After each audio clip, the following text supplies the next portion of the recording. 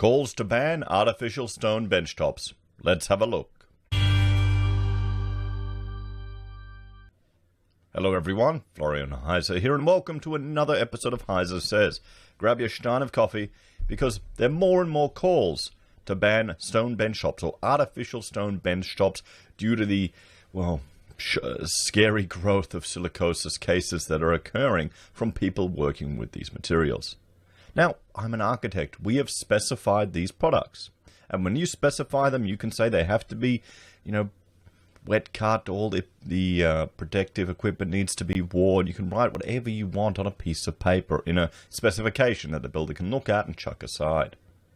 They'll tender the prices and, people will be competing for the work. Then maybe they'll cut corners, or maybe there's a little mistake made in cutting something, so you quickly get out the grinder and go through it, just at the last minute. These can all create these risky situations. So let's have a look at these calls to ban artificial stone benchtops, everyone. Silicosis, a push to ban artificial stone benchtops amid a rise of sickness in tradies. And a lot of these guys, they're younger than me. You're talking people that do their apprenticeship, and when you're a young bloke, you're invincible, or at least you think you're invincible. So we can, I would be shocked if there isn't a male viewer that couldn't relate to the people in this article, or the ones that are getting this. I'd be quite shocked if you were that sensible and haven't done, oh yeah, she'll be right, mate, don't worry about it. So, a ban on an affordable renovation trend in Australian homes is being considered amid fears it is killing the nation's tradies. They look beautiful. These artificial stone benchtops, they look wonderful. They're great to use. They're very hygienic. I have a kitchen here in this house which has got timber planks. It's horrible. Worst benchtop ever. I would specify this for our new kitchen. We'll see. I may have to go just with a Laminex product because of the risks associated with this. There's a push for a ban to be considered on popular artificial stone benchtops amid a rising rate of potentially deadly illnesses among the nation's tradies. Artificial or engineered stone benchtops have seen a rise in popularity in Australia as a cheap and attractive alternative to marble or granite. The National Dust Disease Task Force says the home renovation trend, and it's not just home renovations, it's everywhere. It's every single apartment that's been put up. Guaranteed. Nearly every one of them will have this stuff in them. We've used it for commercial fit-outs. Staff kitchens, because it looks good. It's easy to maintain. It's robust. So it's coincided with rising rates of silicosis among construction workers. An incurable and potentially deadly lung disease associated with breathing in dangerous silica fibers during the cutting, polishing, and grinding of the stone. Many of those workers who are diagnosed with the disease, including stonemason, are aged as young as their 20s and 30s. That's what makes it the worst. It makes it something much worse when I guess it's just sad when you see a young father of 3 or something just carks it. Poor kids. The latest meeting of the task force saw members agree on a ban of artificial stone if other measures to protect tradies' safety fails. Members agree that a product ban on engineered stone should remain an option for consideration, particularly if strengthened regulations and enforcement activities fail to prevent new cases of silicosis in the industry, or attempts at licensing fail, noting the requirements for strong data and evidence to underpin such a decision. Communique from the most recent task force meeting said. Here's the thing, everyone. Maybe we need to look at the industry, the suppliers going out there to these stonemasons and ensuring and inspecting and ensuring that they have, every month check to make sure they've got the equipment, or maybe only selling to manufacturers that have CNC machines that can do most of it with machines that can be provided in an enclosed, safe environment. If you're a manufacturer and you're at risk of losing your entire industry through government banning, maybe that's what you should do. Of course, it's going to increase the cost, guys. It'll increase the cost. That'll be passed on to consumers. But if you could pay, you could pay a certain square meter rate for this stuff, and then you could pay, a little bit more, maybe 10, 15% more, but you had, a guaranteed chain of custody through providers that ensured the risks of people gaining this illness were minimized as much as possible. You knew it was cut on these machines. You knew it was in this situation. Would you do it? Would you pay extra? There's the question. That's where I think consumer knowledge needs to be strengthened. And honestly, I think a lot of people would. They would be willing to pay that extra, or they would downgrade. Some people wouldn't. A lot of, well, I don't know. That's the thing. Talking is a lot easier than coughing up your money, isn't it? I'd probably just go with cheaper Lemonex myself, but still. Members also discussed the merits of a national licensing framework in the industry with the aim of preventing new cases, and endorsing a proposed scope for a national registry. Well, this really, also, it's in the stonemasonry industry. The stonemasons should be aware of this. The young guys should be being taught about this. The task force has received submissions from medical professionals, unions, workplace safety experts, the Cancer Council, and other health groups arguing for enhanced safety measures. I mean, here's the thing. You could be in this game. You could invest in all the equipment you need to cut this safely and everything. But then you'll lose tender after tender after tender because your costs are more expensive. This is the thing. As a business owner, you can invest in these things, but you may not be rewarded for it. And that's where the market needs to start demanding evidence of this safety. Maybe we need like a watermark, a sticker that goes on the bench, a branding difference for these stonemasons.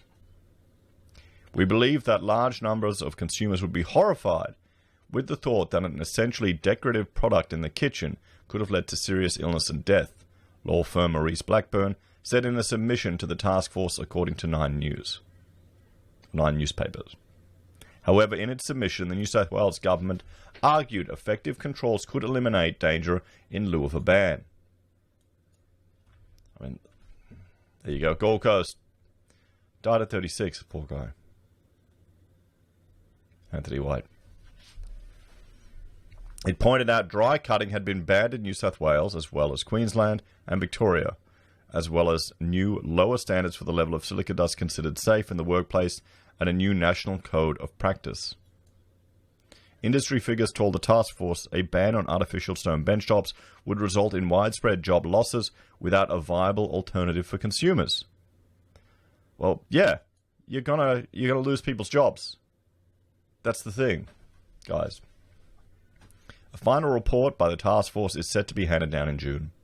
The number of global deaths each year from silicosis, which has been traditionally associated with the mining industry, is dropping, but Australian legal and medical experts say there's been an alarming spike in new cases of the disease that's been attributed to occupational exposure by tradies working with artificial stone for benchtops.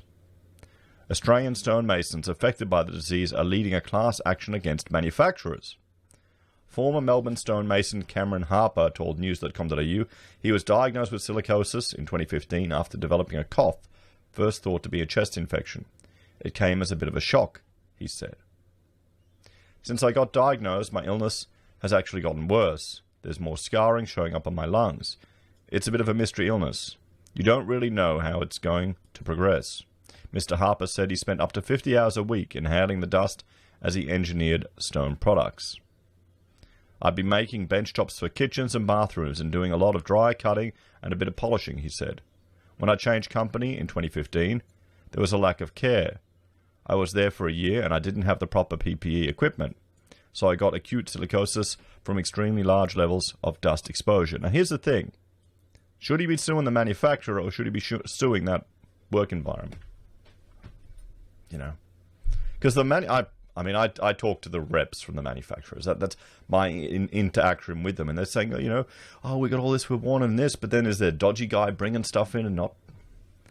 I mean, this is the thing. You can specify good products, and it can be completely ignored, particularly in design and construct. You can specify whatever you want, then you have a knockoff come in from China that's not meeting any of the requirements. No one cares about it, but the developer looks, cheaper. Fantastic. Yes, take it. I had that happen with some scope fridges we'd spec'd on a mining job. It was crazy. We'd spec these ones from New Zealand, and the builder got sourced the cheaper one from China. The damn things nearly didn't fit where we'd put them in, where we'd designed the joinery for it. And under their warranty, they had to be turned off every hour. So yeah, that's why I learned you just don't approve any alternatives, even if they come to you, but they won't even ask you sometimes. Artificial stone has only been available in Australia since the early 2000s and is made by crushing silica containing rock into a fine consistency and mixing it with an adhesive to harden it up. It contains up to 95% silica compared to less than 40% in natural stone. Another former stonemason, Carl Goodwin, told News.com in 2019 how his world crumbled down after medical tests confirmed he had silicosis, which many of his young colleagues had already been diagnosed with. The former tradie said artificial stone benchtops were in huge demand when he started his apprenticeship as a teenager. There was a lot of work. Everyone from young renovators to big developers wanted stone benchtops in their kitchens, and they still do, he said. Yeah, he's right. It's popular, guys. I tried to find a sample I have lying around of it here. No, we've taken all the trade products upstairs. The dust was heavy, it was thick, it was everywhere. My car seat, my couch. If you hit them, there would be a cloud of dust. It followed you everywhere. It was so fine, you couldn't get away from it. We were all concerned about it, but you know what it's like as a young bloke doing your apprenticeship. You don't know any better. That's the issue, guys. That's the issue. And I'm sure a lot of you watching this can relate to that. I mean, who hasn't done something with it, not worrying about the safety. Or just, she'll be right. But it's different if you're doing it 50, 60 hours a week. Mr. Goodman said he'd already left the industry when he was diagnosed and told he would need a lung transplant in 8 years. The mental toll is the biggest, he said. The mental toll is massive. You question every moment, every time you start coughing, or any time you're out of breath. Straight away, it's on your mind. Is this the disease? For me, there is no compensation. For me, I just want to see things change so another generation doesn't go through this. So there we have it. Calls to ban these benchtops. Members in the industry who are dying, guys, young guys, 20s to 30s, by the time they get it after their apprenticeship. What do you reckon? And I asked the viewers for a poll because we've got a lot of people who work in construction watch the channel. So we've got this. I've asked a viewer poll: should artificial stone benchtops be banned? Now, out of 950 of you that voted, and you still can now, 950 of you that voted, 39% said yes, it should be banned. 61% said no. So I thought we'd go through some of the comments here from those of you that voted in this. What I'll do is I'll do newest first, and I'll have a shot of coffee, guys, because this is a tough topic to discuss. I feel sorry for these blokes. It's just a bit gut-wrenching, isn't it? So, CT. Worked as a stonemason for years. More than half the people I worked with have major lung problems caused by silicosis. A 30-year-old is going to need a lung transplant in the next few years. Once you develop silicosis, it progressively gets worse no matter what. I always use protective gear and still have sarcoidosis, which my lung specialist says is probably caused by working in the industry. There's no completely safe way to work with this stuff. It should definitely be banned. The lung specialists are saying this is going to be the next asbestos. The general public are only just hearing about this, but everyone in the stone industry knows this is going to be a major issue. So here's someone from the industry who's got part of the problem, is calling for it to be banned. Doesn't think it's safe to work with. Sam, Australian laws are stupid. They banned wooden blocks from butcher shops. Well, what do we got here? Vancouver Island Waterjet. I work in the UK, and it's far cleaner. Scratch it at the end of the night and wipe out with a cloth to sanitize. No need to ban them. What are they talking about here? Did we ban? Okay, they're talking about were wooden blocks banned from butcher shops in Australia? Really? Okay, I guess you're right. I haven't seen one last time I've been to a butcher's. So, I'm not sure about being banned, but we need to do some serious research and make sure these guys are getting the right PPE and safety measures. We can't have working men sacrificing their health and lives for someone's kitchen bench tops. Yes. Well, who's teaching these apprentices? What about the TAFE industry? Where are they doing their stonemason qualifications? We need to go back to that as well. Maybe we need to start calling upon the manufacturers to inspect these stonemasons. The government's going to be too slow, guys. I think manufacturers need to say, we're not selling you unless you have this, this, this, or this. Car dealers do it. You know, car suppliers, they have such onerous requirements on the people they allow to sell their cars. There's no reason why the manufacturers of these stone products couldn't do the same. And then they need to do a marketing campaign to push the point of difference. So when you get a good product from a reputable manufacturer, you know, you specify, I'll specify a stone benchtop that I know will cost more, but I know that manufacturer goes and inspects their stonemasons. Then you know, you can make an argument. You can make an argument with a client who wants to get you to design their house. You can make an argument with a developer or a builder. Go, no, you can't bring that one in. They're buying an imported product. We don't know if they've got the systems in place, or who's ensuring it. I think that's where it needs to go. The industry needs to take the lead. There needs to be a TV campaign about this. I work in stone. I know it's superior, but it's about market demand and price. Everything is expensive in Australia. Banning things, says Adrian. Buyer beware, as it's always been. Why do we have to govern everything? WTF. Calls for it. I'll do a video about it tomorrow. Here we go. And Sonia likes the new format. Conspiracy for a big stone. This is the problem. Not everything is a conspiracy, guys, okay? There is a lot of incompetence and lazy people around the world, and that can just seem like a conspiracy sometimes. That's one thing I've found. Regardless of race or nationality, they're lazy bastards everywhere. That's a human constant. And you know, hopefully they're hard workers everywhere. Neville is saying, gyprock wall panels are made with gypsum, which is a form of silica, and despite the safety regulations specifying it should be scoured and broken along scour lines, some still use power tools on it, and well, I'm guilty on that. Appropriate PPE and wet cutting is all that is required. Big T, the problem is a small one-man operator cuts corners. Even people that work for larger firms cut corners as well. Seen it for 50 years in the trades. Yeah, that's the problem too. Why should the majority who do the right thing be limited by the fools who cut corners? Make those who work with it have to compete. Don't do basic training. A fool in his health is soonly parted. So this is the issue, guys. This is where I'm thinking the industry, the suppliers need to control access to their product, particularly the big ones, and use that as a point of difference, or potentially it's going to get banned. This is Australia. They'll ban everything. Steve FM, not real fake doesn't sound good. Just wear masks. I voted no, but if they're unhealthy, from Catherine, or dangerous, then I'll change to yes. But cheaper alternative to the real thing, so I hope they're safe. Yeah. Cutting that causes cancer. However, cutting many materials cause cancer. It's not really cancer, it's a lung disease. But then again, you know, so many toxins you get in. Why? Well, we're talking about that now.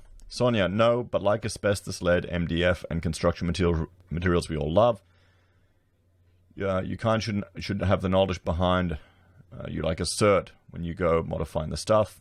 I know we all hate red tape, but sometimes a little is helpful. So this is the thing, Sonia. These guys are tradies. They've got the qualification. They've gone to the TAFE. They've done their apprenticeship. So it hasn't worked. It hasn't worked to ensure that the safety equipment is on. You know, what you need in the apprenticeship is you need to show them images of the guys that are dying of it. So when they go to work somewhere, and the crappy boss they're working with doesn't have the PPE, they can just say, "Get stuffed, mate, and get out of there." You know, you want the people who who don't do the right thing to get screwed over. Mike doesn't know enough about it. Timmy, the word, nothing. Australians ban everything. Christoph, no, don't ban them if they can be safely made. If not, yes, then ban them. Impressive that you managed to spell bad wrong twice. Well, it takes effort, guys. It takes effort. Have you seen this new rubbish going on about not marking people down for spelling mistakes at universities? Because apparently, it's racist, which is BS. Because I was talking to Rachel yesterday. They've got this new, what is it, that school test thing. I don't even remember the name of it, where the kids have to do this test every few years. Mina's about to do it. And I was remembering the QCS we had to do here, for Queensland to get your entry to university. And there's one question: find the 20 spelling mistakes in this paragraph and circle them. When I was up to about 22 or 23, I knew I was in trouble and just went on to the next question. So there are the comments from the viewers, and thank you to everyone who takes part in these polls. I think it's a good way to get some insight from the audience, and definitely some people with experience in the industry that are contributing to this dialogue. So most people are saying no, do not ban it, but most people also want to ensure that it's safe for everyone that's working in it. So some solutions to this, everyone. I think number one, the public awareness needs to be increased. And I would advocate that it has to, the manufacturers need to use, and suppliers need to use their stranglehold on access to this information to force the stonemasons to meet a certain level. If they're using this stuff, it should be, majority of the time, it should be CNC cut, wet cut in safe facilities. Not someone going at, this is concrete, but even that's a risk too. Not going at it with a grinder, cutting up with it, polishing it. That's going to mean it's more expensive, everyone. But at the very least, then as a specifier, I could make a valid argument why you're paying a premium for the product from that supplier. And there needs to be more public awareness. So people are willing to accept paying extra compared to a knockoff from a dodgy place. So then the suppliers who are not ensuring the livelihood of their workers run out of business. So then the young tradies that go through school and got their first job and they're all excited, apprenticeship, and they got no PPE, they've got the balls to walk away. What do you reckon? Do you think it's going to happen? Do you think it's possible? As always, let me know your thoughts and opinions on this one in the comments down below. It's a tough situation, and I feel sorry for all the families that are going through this. As always, thanks for watching. Like, share, subscribe to the channel. If you're a fan and enjoy the content I create here, there are a few ways you can support us. You can join us on YouTube or Patreon. You can support us using our affiliate links you find down below: Amazon, eBay, Independent Reserve, or AussieBroadband. You can buy a merch from HeiseSays. We've got the pocket squares you can see right up there. Or you can also support us using Teespring, where you can buy the mugs and things. I'm still trying to find a supplier for Steins, everyone. I may need to... this is a West German one. Yeah, it shows you how old it is. I think my mother brought this over for my father after a holiday. I'm probably going to have to get them brought into the country, to be honest. Also, you can support us using Gold Pass or PayPal. Take care, everyone. Have a great day, and I will see you next time. Bye for now.